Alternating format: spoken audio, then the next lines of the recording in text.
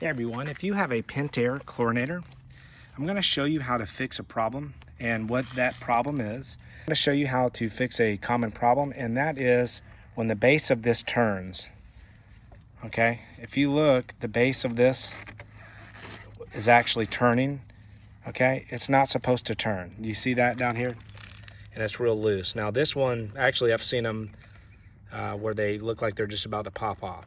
So I'm going to show you how to tighten that up, because they're not supposed to move at all. And I'm going to show you how to do that in this video. If you're new to my channel and you haven't already subscribed, please hit that subscribe button and please check out my other videos. Okay, so this is a Pentair chlorinator. There's white versions and then there's the clear versions. Usually they're like 320s.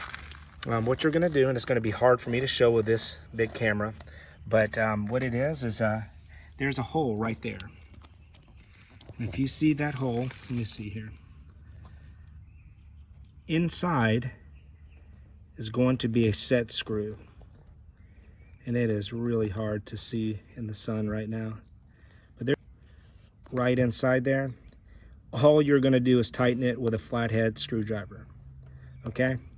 So that's all you're going to do. Okay? I'm just going to put a flathead screwdriver in it and just tighten the screw.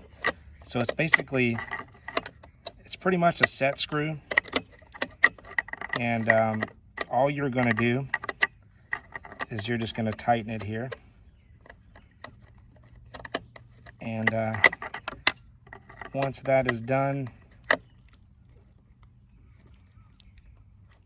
then you're not going to have to worry about it moving anymore.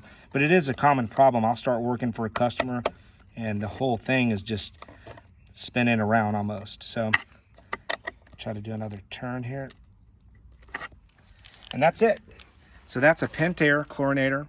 If it's ever loose at the base down here and it's moving around every time you try to take the lid off, you're just going to simply look for that hole right there, and you're going to tighten the screw that's in there.